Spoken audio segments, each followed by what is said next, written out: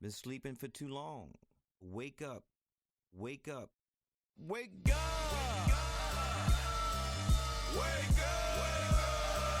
I see the sunshine gazing through the window pane. Blazing like endo flame. It's time to wake up. Come to your senses, man. Snow is all around you, but you don't play in the winter game. Cartridges surround you, but you ain't playing Nintendo games. Load them up.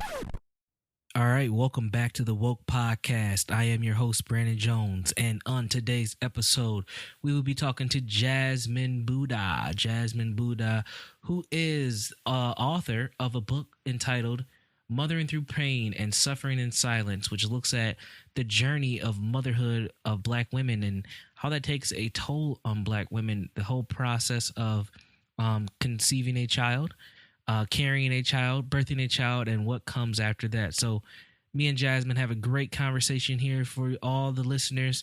We go a little deep. We come back up, but I think that it will resonate no matter if you're a Black female or not. This is a very important podcast, so be sure to share it with someone you care about. Let's get into the podcast. All right, we have started, Jasmine. So if you could tell the audience who you are, what's your story, and how did you get to this point with Ubuntu Minneapolis, and just, give us your story. Okay. So I still always get really nervous to actually say who I am because I do think that that's kind of always changing. Okay. There has been so much talk about how much I've changed, and you even made that statement about, it's okay for the 7 Mile Jasmine to come out. So, and, most people aren't really ready for that, and sometimes I kind of don't allow her to come out for just multiple reasons, but I'm going to be free today. So okay. I am Jasmine Boudah. I will be 28 years old in January. I'm a mom of one daughter. Maya, she'll be 3 in January, and basically I'm an educator, I'm an activist, I am a friend, a woman, just all types of things, a healer. But my journey really started in Detroit. I was born and raised in Detroit, Michigan. I was adopted at 5 by my grandparents on my father's side, and I ended up being adopted because both of my parents were drug addicts. So my mother was on her way to prison for a few years, and my father was married, so I ended up being adopted by my grandparents. And I think that kind of changed my trajectory. So I'm grateful that I was adopted, but it kind of put me in this awkward position where I'm a biracial woman, but I was raised in a Black household, and I was raised by Black women. So that kind of was confusing as hell growing up. And now it's even confusing. Everyone talks about how pro-Black I am and how revolutionary I am, but it really started off with my father, who he worked for Jesse Jackson, which is another story, but he worked for Jesse Jackson, and he was in the Nation of Islam growing up, but he was really he would, come in the house and always preach about for us, nobody can save us but us for us. So that's FUBU. That's where FUBU came from. Right. But what else? I ended up moving back with my mother when I graduated 8th grade. So my mother was out of prison, and she was clean at this point. And that was a whole another learning curve, too, because I'd never been with her as her being my mother. So then I went to the south side of Chicago. I went to high school in the south side of Chicago, and so I've always been just a transplant person. I have no problem getting up and moving. I've been abroad. I've lived in Boston, where I did grad school, and then I got pregnant, and I got pregnant after my first year of teaching, and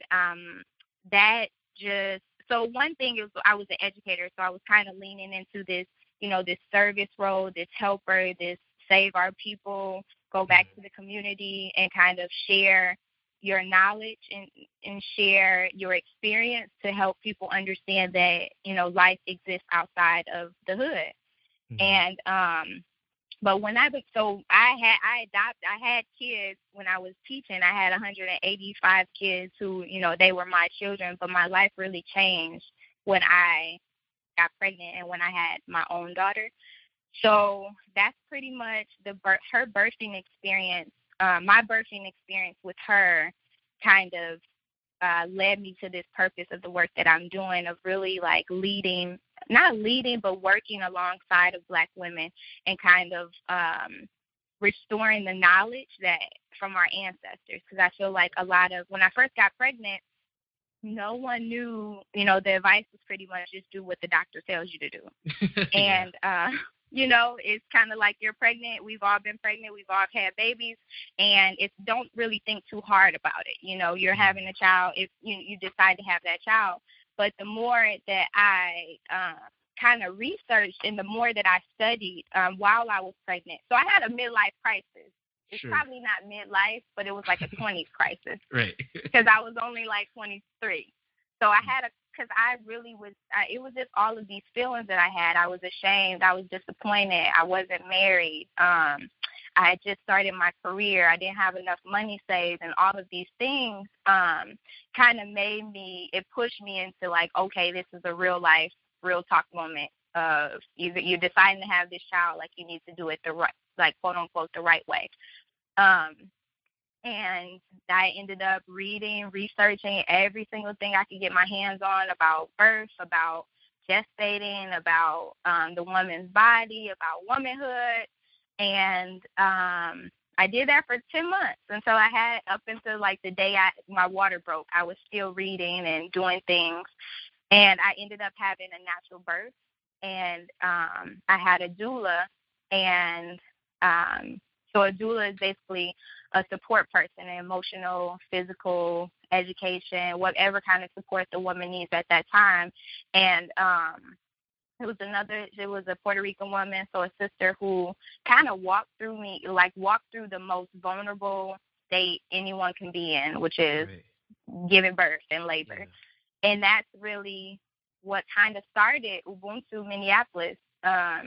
It ended up being like my story of my natural birth and my journey breastfeeding and my journey like wanting better for my child and wanting to break the cycle of poverty and break these dysfunctional habits in terms of parenting that we have in the Black community. And a good friend of mine, I ended up entering a sisterhood or a friendship with another woman who I had a strictly professional relationship with. So her name's Nina. She's from North Minneapolis, from Chicago, born in Chicago, but North Minneapolis. And, we would talk. It's kind of like we would give each other the head nod at work and kind of keep it professional. Mm-hmm. And then one day she just came and she kind of was like, look, I'm pregnant. And Maya was one. And she was like, I don't know what to do. Like, I don't know which way to go, and her story and all her trauma started coming up and all her experience started coming up. And they was literally like, that's how Ubuntu started in Pastor Alika's kitchen at Kwanzaa Church when Nina told me that she was pregnant. Wow. And, yep. That's crazy. Yep. One thing that you said reminded me when me and my wife had our first daughter. So there's a couple of things that you said that reminds me of that.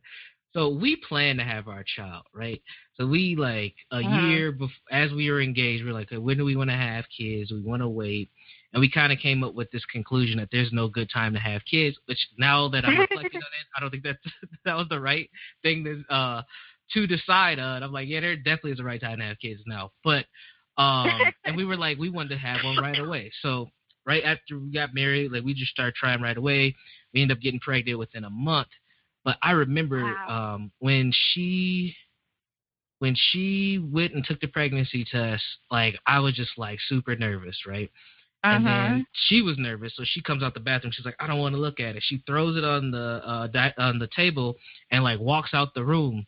So I'm like, damn, she's gonna leave me. So I look at it and see that she's pregnant, and the first thing that went through my head, went through my body, and came out my mouth was, "Oh fuck!" Like, oh. And no, we planned this thing for about a year, and I still had this reaction like I did something wrong, and I feel like that's been our conditioning as Black folks, that when we have babies, it's like something that we should not be doing, especially for young Black folks. And I get this when I work with people. Clients of mine, people that I just kind of know, we kind of have this kind of concept that when we get pregnant or someone gets pregnant, it's a traumatic thing. And I had that conditioning, which is crazy. So I heard some of that kind of in your story, and also with Nina's story. She was like, I don't know what to do, because we don't. And another thing that was crazy about when we had our first daughter was, I remember I was talking to my grandmother, and she was like, "Oh, how's your wife doing? Where are y'all gonna have the baby at?" And I told her we were having her at a birthing center. And the look on my grandma's face, and she was just like, "Why the hell would y'all do that?" And I'm like, "Grandma, you do know that your older sister was born at home. Like your mom, your mom had your older sister at home. Like that's what y'all used to do." But even for my grandmother, who's in her late 60s, she didn't even have that concept for her, because it's just been so normal that your baby's just supposed to happen at a hospital. And a lot of people in my family were kind of looking at us like, what are they doing? Like a birth center? Like, so you can go home the same day? Like, yeah, it's cool. Yep. It was like freaking out. So did you get any of that from either like friends or family members where they kind of were looking at you funny when you had a natural birth? Oh yeah, hell yeah. So this is how that natural birth actually came about. So I had my best friend, who's Maya's godmother. So she was like almost like maybe the second person that I told, because I literally like was in shock, and I still think I'm in shock that I'm a mother, which maybe I need to talk to somebody about this, but I still cannot believe that I created a child and she's here and she's alive, and I've been keeping her alive for 3 years. But so when I was like, I would say like 6 weeks when I first found out, I called her, and her, she's very supportive, and I was kind of like all emotional. And she was like, so yeah, have you thought about birthing options? Are you going to breastfeed? And I'm like, what? No, I haven't thought about any of that. And I really, I'm still in shock, and I really just don't know. But, so she is actually plays a huge part in, this whole vision and this whole sisterhood, motherhood thing, because that was what sparked it. Like, that was the initial spark of like, okay, I do have options. Although these options are scary as hell, I have the options, and I had to work. Like, during pregnancy was like coaching myself of like, you are like superior. You're a goddess. Like, your body is made to do this. And I remember telling everyone, I don't think anyone, if someone in my family had a natural birth, they had it because it wasn't planned. Like, they didn't prepare for it. It was kind of just like, by the time, the baby was coming out when we were walking in the hospital door or something, and I didn't have time to get an epidural. So, from family members, from my mom, from everyone was just like, now, why would you go and do that? Like, why would you push yourself through so much pain when it could just be like, they can just do it for you. And I remember just being so confused of like, even questioning myself, like, why would I do this? Because I did read stories about how painful it was. I did read stories about how much work it would be.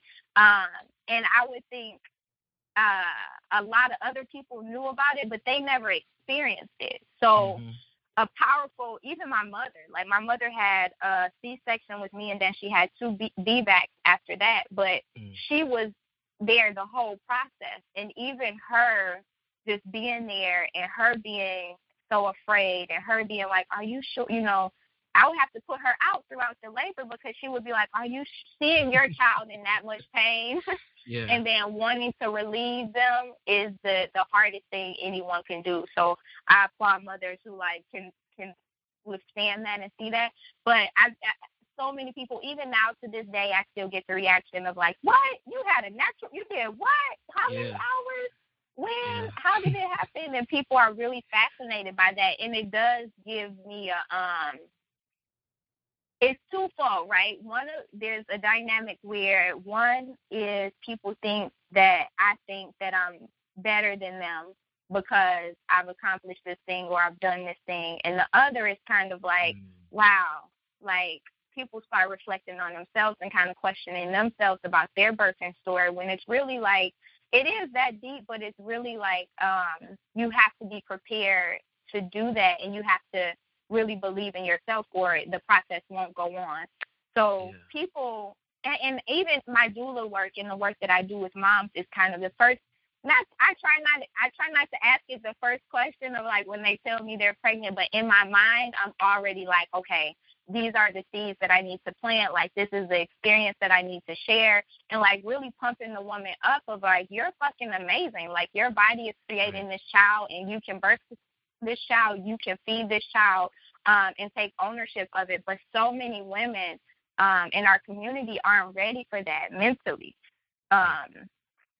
And it goes to like the numbing, so much has happened. There's so much trauma going on. If I could just not feel this experience, then, I'll be in a better place. But really, it's like when you don't feel it, then it actually sets you back a little bit more. And we could talk about that in terms of like relationship with your child when you actually do have a natural birth, or when you do let things occur the way that the universe wants it to occur and the way that the child needs it to occur. Absolutely. Wow.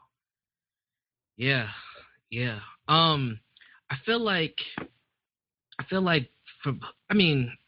know this. Black women in general throughout our time in this hemisphere, on this continent, their bodies, black males too, but especially black women, their bodies have always been the subject of something sexual or something for productive reasons. And I think that trauma has created this kind of shame about black women's bodies. And then we kind of have these two polarizing expressions of black women's bodies. So you have females who are not ashamed and will let it all hang out. And then they're called thoughts and hoes and all that stuff, right? And then you have females who are super conservative. They try to repress their body. And then and they don't want to show anything. And then they feel shame because they have curves. And then they want to get on their little Kim stuff and start bleaching the skin and all that. Yeah, so we have these two polar opposites, and then where most people just kind of fall in the middle, right? Most people just kind of fall in the middle, and it's like, when are black females or black women ever allowed to just be comfortable with themselves? And that's one of the things that, if you think about like the whole notion of slut shaming, like I am so confused when it comes to slut shaming. I really want to talk to somebody about this, because I'm like, on one end I get it, on the other end I'm like, I don't get it. And it's and kind of with black feminism, I like one end I get it, and on the other hand I don't get it. I get real confused. But there's something that you have called black woman, and I've seen this before from other women. Can you explain what is black woman? Yeah, it's a difficult word to say. I'm actually still working on it, but it's womb man. So taking this right. So your womb, a person who, and it's a lot of controversy about this, and I probably need to talk through it because people feel like I'm excluding certain women, but it's really not. It's really like women who, humans who were born with a womb, and it basically, the essence of it is it's linking us back to our divinity and linking us back to our power. So we know that the Creator created us in these unique, very unique ways. Like my body is very different from yours as a man or as a person who brings masculine energy, and you have different genitals. I have different genitals. So the essence of a woman is basically we hold this divine position in the world as the first mothers of civilization. So our wombs are needed to bring forth life alongside of the Creator. So we are working in collaboration with the Creator. So the process is basically in allowing women or people who have wombs to acknowledge that and to work spiritually with that part of your body that you have. So it came out of, so what's her, Queen Afua basically said, I'm going to have to read this, but she said, the womb is the gateway of all human life. The womb is honored and respected. And when it is, it becomes a channel of power, creativity, and beauty. And joy reigns on the earth. When her voice goes unheard, unanswered, denied, the womb becomes a vessel for disease. So she basically has this. When I say that, and when I acknowledge women who have a womb and bring forth life, and who have brought forth life, whether that life is here with us now, they've carried a spirit, a soul within them. So it's really about connecting the Black woman's yoni, so her vagina, her womb, which is the portal of life, her heart, her soul, and then her mind. So all of these things, with everything that's going on in the world, it has disconnected us from our divinity and our power. And within that, what has happened is we've seen the downfall of our people. So, and everything goes back. Of course, we have history before slavery, and that's where all of this is coming from, because the woman was actually very sacred. Like, her body was sacred, because the legacy or the future of the people rests in the woman's womb. And if she's not healthy, if she is not mentally stable, then that's what she's going to pass on to the children, which means that's how the people are going to be. So that's what it is. It's just really about the Black woman, the person with a womb, a woman, to express her essence, and that we hold the sustainability of our futures within our womb. So it came up for me because I talk about this all the time. Before I became a mother, I feel like I became a mother before I knew what it was to be a woman. So growing up, like even now, I'm still working through it, and I'm really trying to, a lot of my identity is tied up in being a mother, because that was my first official title. That was the first thing that I could latch on to that's really tangible. Like, I'm a mother, I created this child, I have a womb, like, I've done this natural birth, I've done all of these things, my breast lactate, like, I'm really a woman through my motherhood. But I didn't know what it meant before that. So I think a lot of the framing in terms of, like, the importance of the woman was is in our relationship with men. So what is our relationship to men, to our families, to, everyone else, as opposed to, like, what does it really mean to be a woman outside of these other, I guess, roles that we have. So a womb, you can a lot of women say, can I still talk to you? I'm not a mother right now. Yes, because if the state of your womb is not healthy, when you have those children, they won't be healthy, and if you won't be healthy mentally. So, I kind of do even, get it together, find out what it means to be a woman first, and then you can be secure in your motherhood. So that's kind of deep, but. Wow. No, it's deep, but it's on point. Like, like even as a male, as someone who's thinking about this from a different angle, I think that's important too. And then, like restoring that.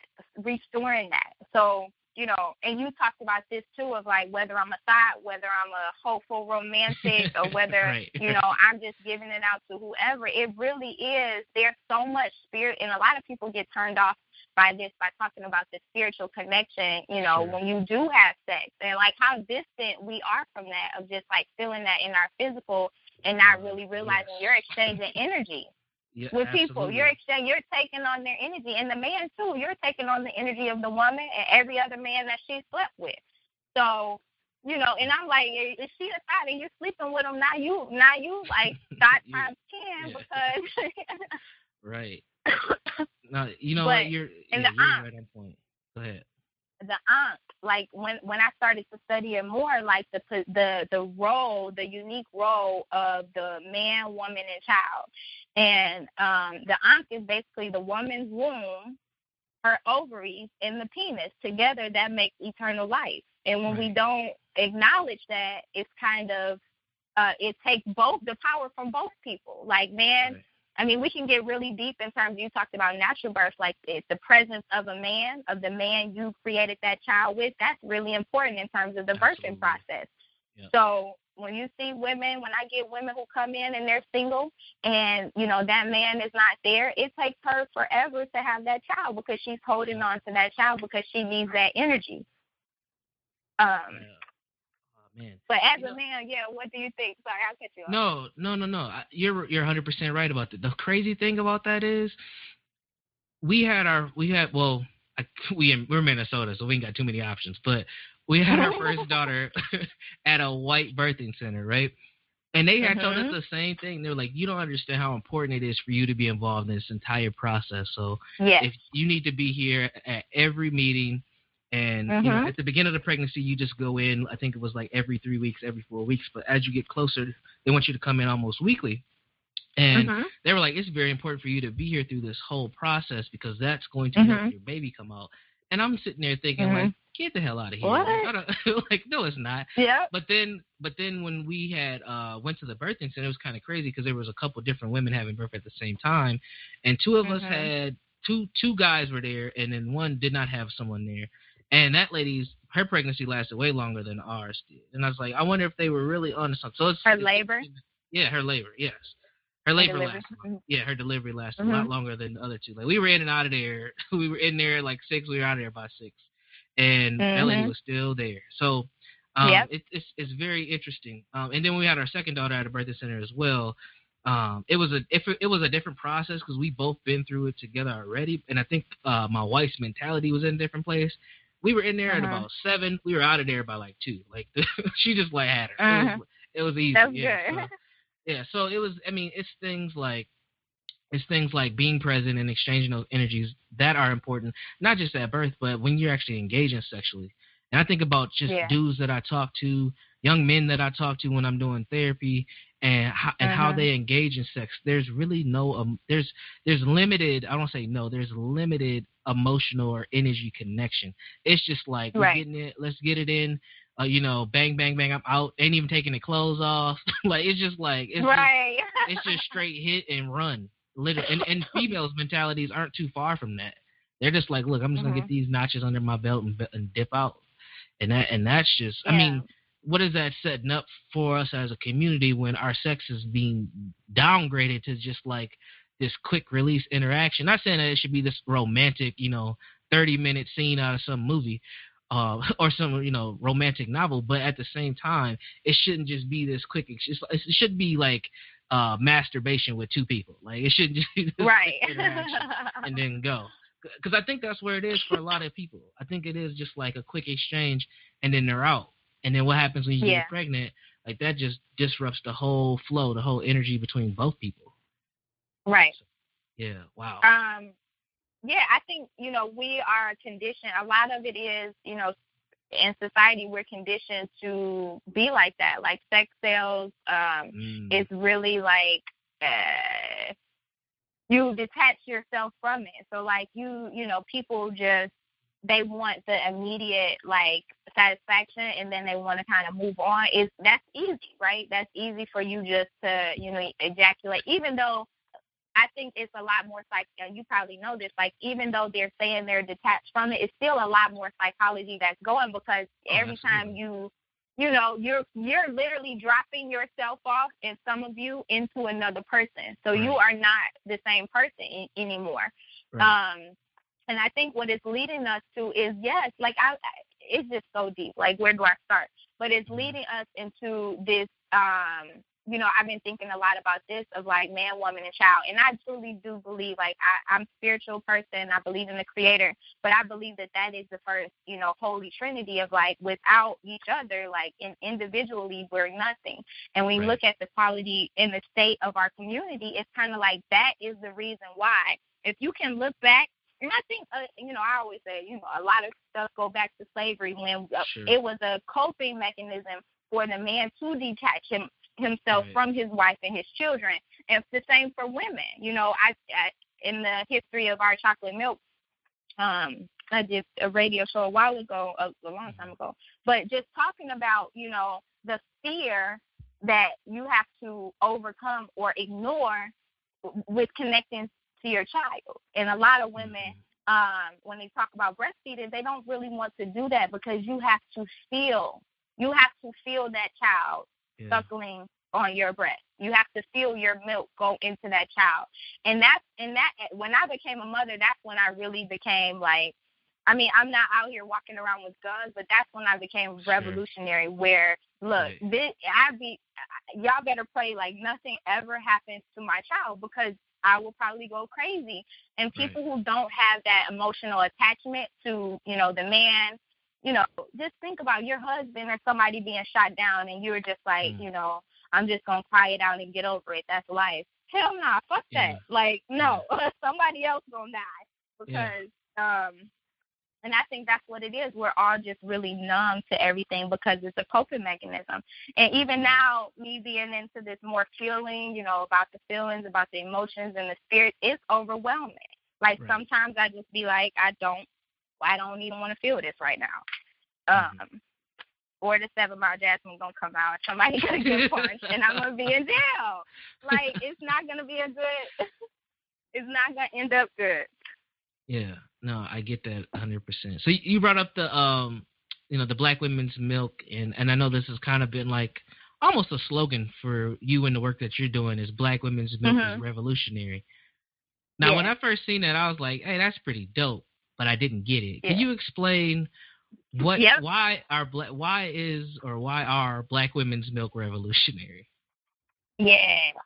A lot of people, it's kind of it's a deep concept. So basically where I'm coming from is, so a little bit of statistics to start it off. Like, Black women have the highest rate of cesarean section, of breast cancer, ovarian cancer, cystic fibrosis, endometriosis, all of these things and these diseases, like back to what Queen Afua was saying, these diseases that are occurring in our bodies because we're not eating right, we're mentally under toxic stress all the time, every single day. So we're getting all of these conditions, diseases, or whatever, because we're not doing naturally, our bodies are not doing what it's supposed to do, right? So a lot of the breastfeeding, when we talk about breastfeeding, a lot of people just focus on why is that beneficial for that child. And I can write a whole book about why breastfeeding is beneficial for the child, but what gets neglected in that conversation is what's beneficial for the woman and what's beneficial for the family when she does natural birth and when she does breastfeed. So when I say our chocolate milk is revolutionary, it's a stand. There's been so much to condition us to not nurture our children with our bodies, to not birth them naturally. When you take a stand on that and when you fight against that, in my eyes, you're fighting directly against white supremacy and you're fighting directly against oppression.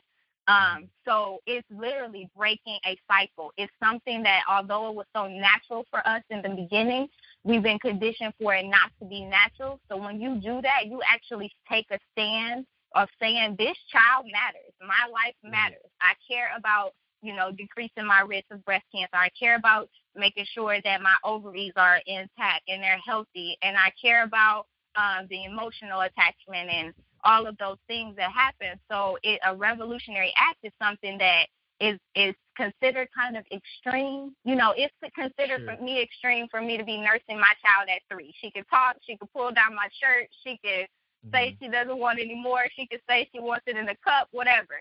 So it's pretty extreme for me to be doing that. But the benefit behind it is that this child does not belong to the system. This child does not belong to white supremacy. Her mind is going to be shaped and molded that she is royalty, that she is a goddess in the making.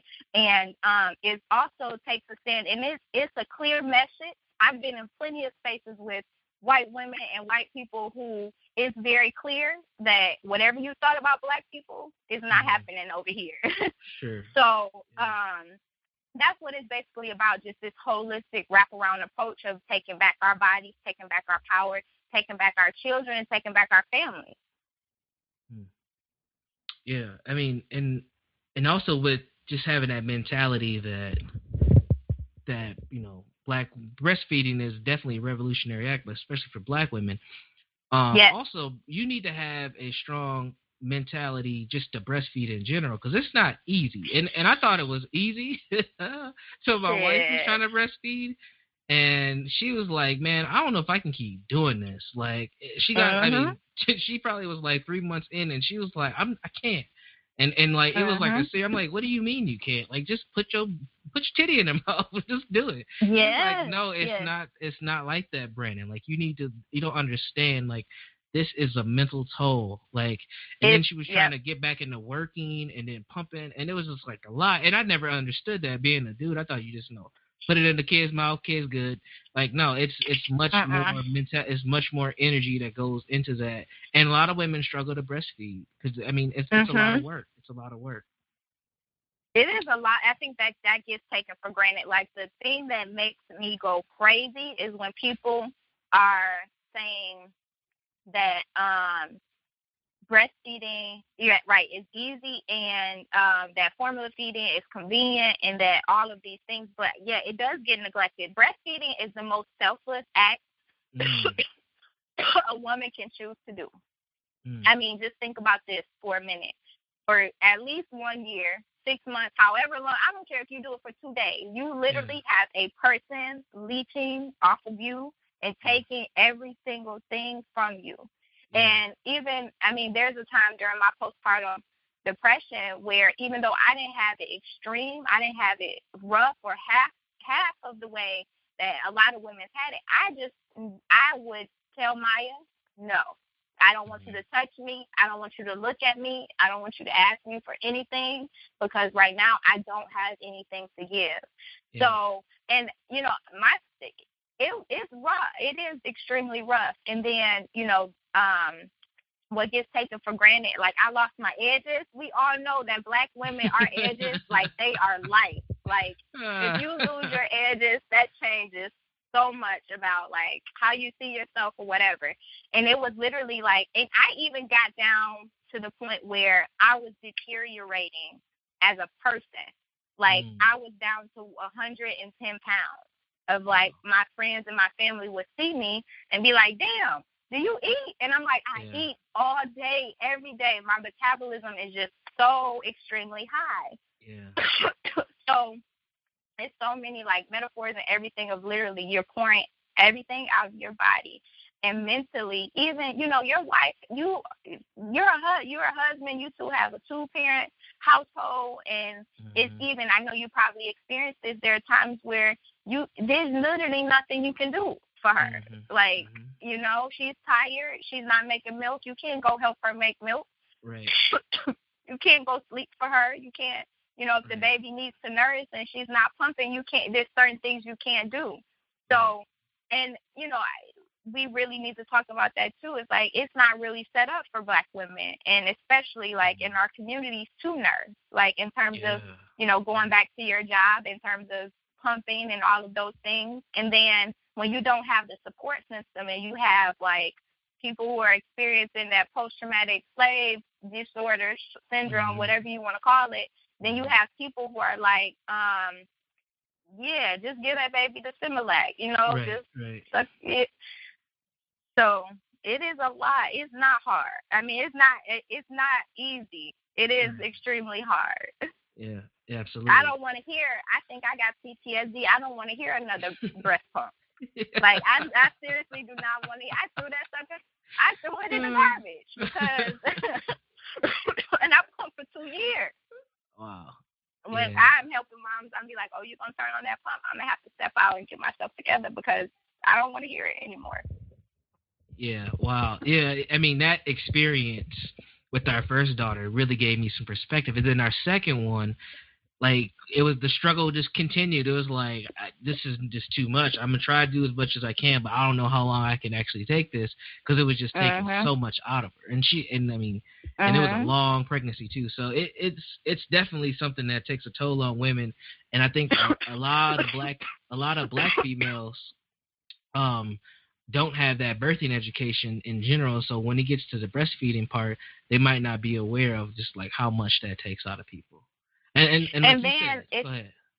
Oh, you go ahead. Oh, it sets up the birthing experience, sets the tone for whether or not you're going to be successful breastfeeding. Because it's a lot of, and a lot of people don't think that deeply about it, but it's a lot of natural things that have to happen, hormones that have to be released, like enzymes that have to be there and be present. And when you get the artificial, drugs and the medicine, what happens is it suppresses those things. So a lot of women who don't have the natural birth actually have, so your wife had a natural birth, so like her hormones and stuff were flowing kind of naturally. But picture a woman who you started from negative, trying to accomplish this thing that you don't even have what you need to accomplish it, and then you have the mental strain that comes along with it. So the average, that I think for Black women, they have initiation. So a lot of us will latch the baby the first time, and then you have all these cues and whatever from the hospital and the doctors who are not really thinking you're going to do it anyway, who are kind of like, yeah, I took the baby for a bath and I gave it formula, and now you just fucked up the whole breastfeeding journey or whatever. Yeah. So you have women who don't really realize that too, of like, yeah, there's some hormone stuff that needs to happen. Even like C-section moms are the MVPs. Like, shout out to any C-section mom who has breastfed and who has done it for a while, because they actually have to work so much harder to establish that. Wow. Yep, I agree. So tell us more about your book. Yeah, tell us about the book. Okay, so the book is called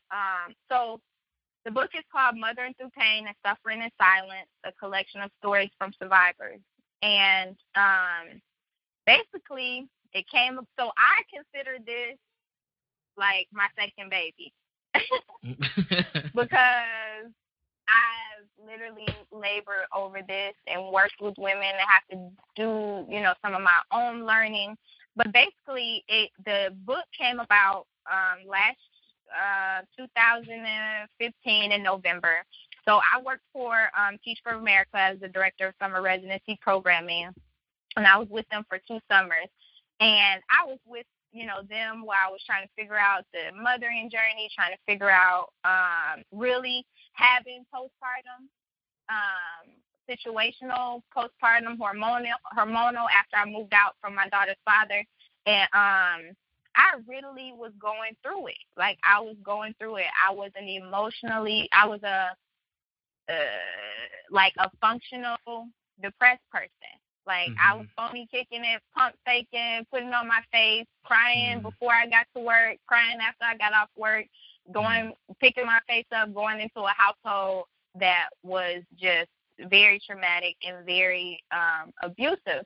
So, and not physical abuse, but just emotional abuse, and just like all type of crazy things happening where, and not to, shame my daughter's father or anything, because we were both functioning the way that our families and our community had told us to function. Sure. So, what happened on 11/11, 2015, it was my last day of work.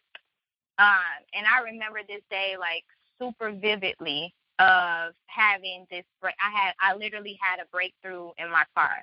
I signed the papers. Like, I felt like I was a free slave. I seriously signed these papers, and I sat in my car, and it was raining really hard. Like, Lauryn Hill was playing. I was like, I am tired. I'm tired as hell of playing the part of a strong Black woman.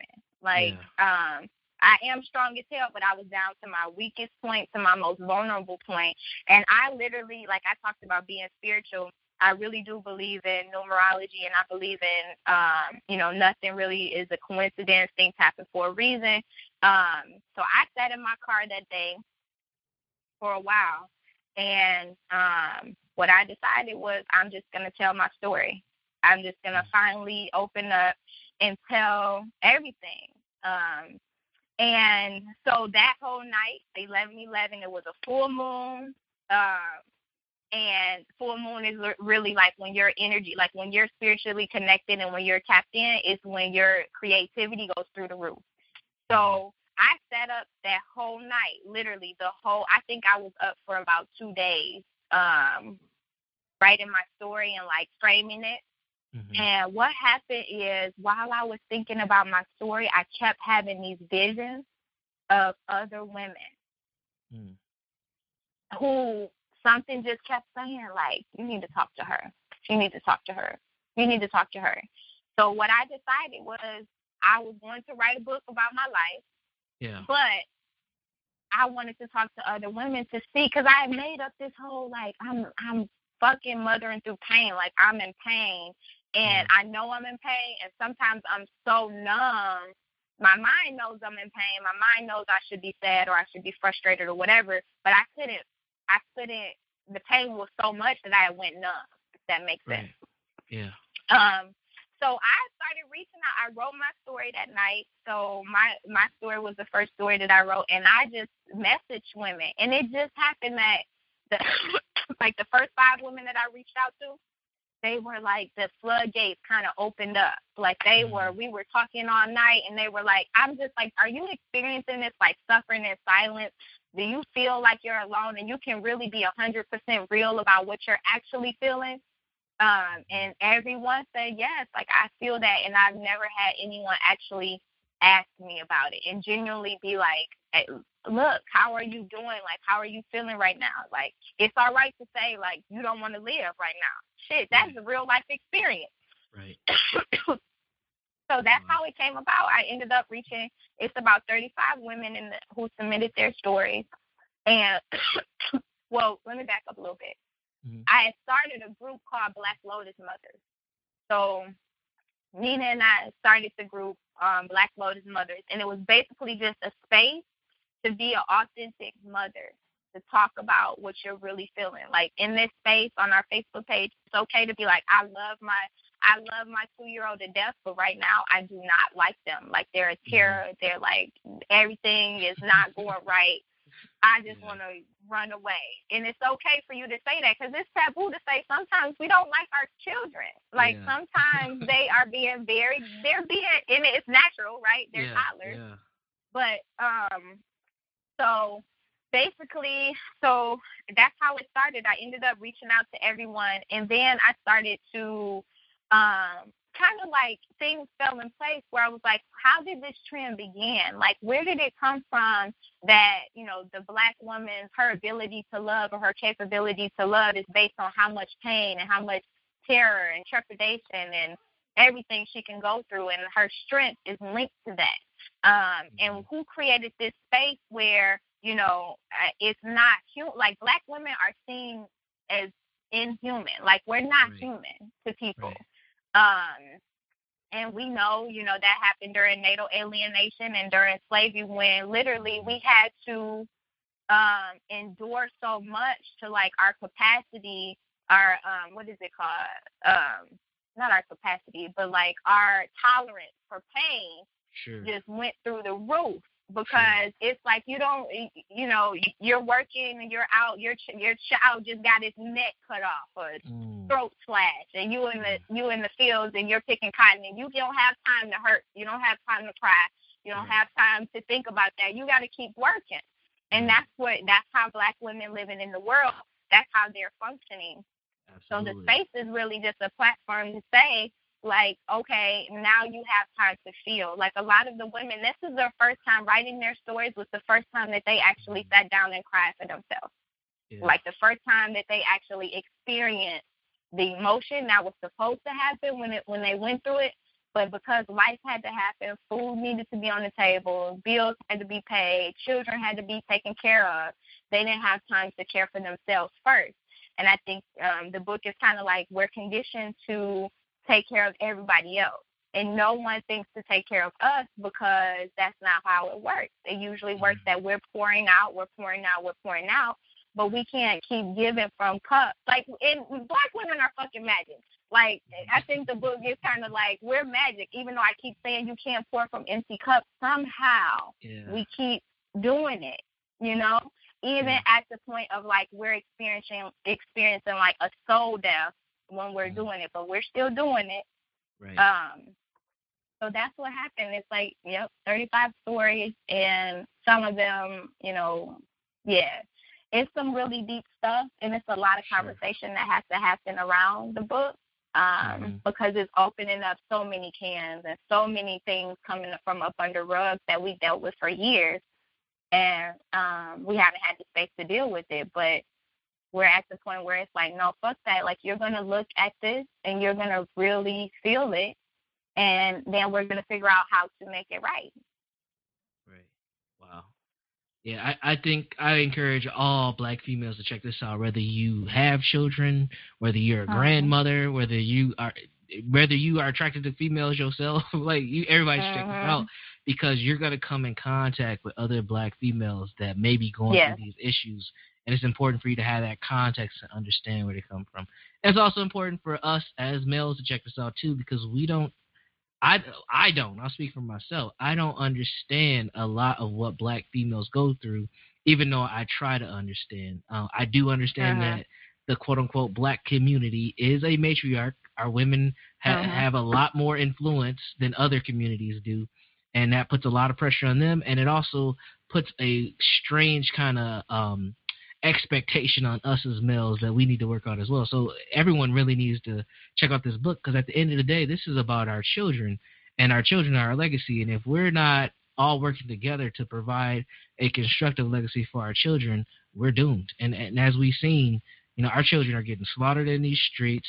Our children are filling up juvenile correction facilities, foster care agencies, everything. Things that you've been through, things that I've been through and seen. Our children are number one in all these negative categories, and it really starts at the beginning. It starts with a sexual connection that you make with the other person, and if a child is birthed through that situation, then it starts there in the womb as well. So this is very important. Yeah, and I think basically what came about, what I was thinking about is when I was telling my story, I had people who were, like, my mom even brought it up. I didn't find out that I had postpartum until it was probably over, and I was talking to a therapist, like, this is what I was actually feeling, and I'm just telling you. But I did have people who were checking in on me, but it was a very surface level check. And I think reading this will actually, even my own, I'm aware of it. I'm aware of what I've gone through, but even my own interactions with women have changed after I read these stories, because it really makes you think. When you get those short answers, like, you're going to sit down and look me in my eyes and really talk to me, and be that person that they can actually talk to you. You're not pitying them. This is not stories about, these women are survivors, because they're continuing to move, they're continuing to work, they're continuing to do what they have to do, but we're just asking for them to create that space for them to be human and take off their cape. And a lot of us perpetuate that when, it came about when it's like, I would tell my mom, and my mom's white, but I would tell her, like, shit, I'm going through this. This really works. She's like, but you, baby, you so strong. You're a strong Black woman. I'm like, I don't want to hear that shit right now. Like, yes, I am. Yes, I am. Like, I know that. But, like, when people, in our response is often, it's natural, right? It comes naturally. Like, you're going through all of this, boom, boom, boom. You just lost your baby. You back to work. Oh, girl, but you can do this. No, like, help her grieve and help her get through it, and then talk, really talk about it. But we're all moving so fast, and everybody's so busy that we don't really have those. And a lot of us think we know people. Like, the women who I reached out to, I thought I knew them.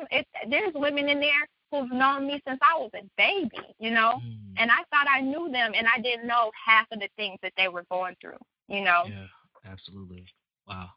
Yep. And being a strong Black woman does not mean that you won't have moments where you are vulnerable, and it also does not mean that you cannot feel. But I think that the expectation is, don't be vulnerable and don't feel, and just keep moving. Because that's weakness.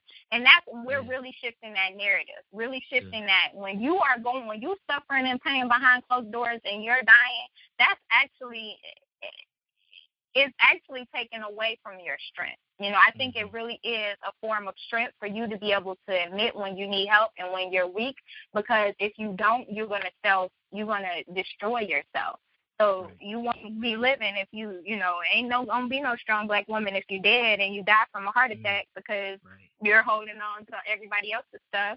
So I think that weakness and vulnerability is actually, that's where strength comes in. We have so many people walking around that can't do that, who are weak as hell. Yeah, you can't do that, and you're hiding from your feelings and you're hiding from everything. That's not strength. Yeah. Wow. So I'm gonna end it. I'm gonna end us here.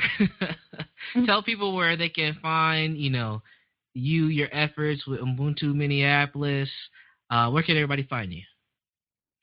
Yep. So for Ubuntu, people can email me at Ubuntu, which is UBUNTU Minneapolis.com. At gmail.com. And then on Twitter, I just started my Twitter, so I need people to follow me at Black Lotus Ma. So Black Lotus, BlackLotusMA. And then the Facebook page for Mothering Through Pain is just Facebook Mothering Through Pain. And we'll have updates from the book and everything to keep involved. And really, if you know any, mothers who are pregnant, if you know any mothers who've had children who need help with breastfeeding or who have little ones who need some instruction on literacy, being the first parent in the home, then contact me. I have DVDs and I have a lot of resources for moms who are building those brains of their children. And that's what I do. Awesome. And I will make sure that all that information is in the show notes so folks can access it there. All right. That's the end for us today.